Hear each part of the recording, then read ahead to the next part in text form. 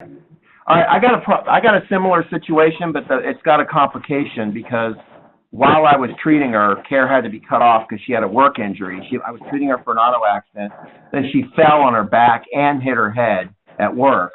And then I don't do work comp, so they took the case away from me. So, this is before I started working with you. So if I order a CRMA now or start doing all this stuff, they could argue it's because of the work-related injury, not the car accident. So I'm just wondering what to do.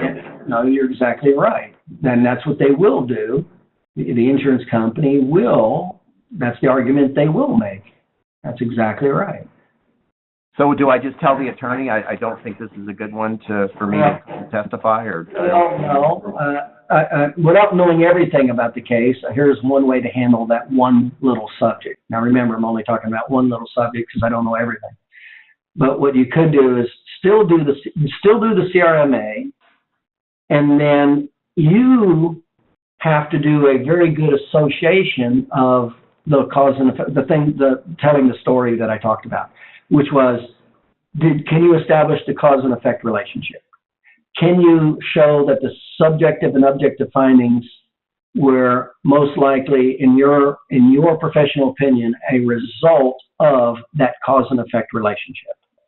So I'm still going to do that, number one. And then what was to associate that injury with that case. So the mechanism of injury, the cause and effect relationship, the signs, symptoms, and the objective test, subjective and objective testing. So I'm going to still package that and put it together to show, yes, in my opinion, that injury was from this. Now, what will help and enhance your case is if there was, with the workers' compensation injury, it's just the opposite, or the opposite was minimized. There was no cause and effect relationship to cause such an injury. Here's an example. I'm going to use a gross example. The person had an auto injury, was hit from behind. They got this neck injury. Okay, so I got the symptoms, I've got all that. Now the work injury was a low back injury from lifting. Well, it's going to be very easy for me to go back and do the CRMA and show the cause and effect relationship with the signs and symptoms and point that injury that I now have found to the car injury. And it's also going to be very easy for me to say that the mechanism of injury of a work compensation and the mechanism of injury alone in no way compares to the signs, symptoms, or the objective findings. And so, in my opinion, in no way I would say the workers' compensation injury is due to this injury. So it helps if you can not only tie one together like what we like to do, but that if you can also say the opposite with the work injury to help create a clear distinction. Does that make sense? Yeah, this is going to be tough because she fell and hit her head on the floor. You're right.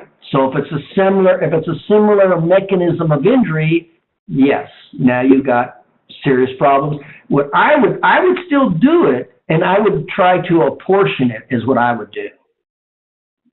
That's what I would go for, is apportioning. Okay.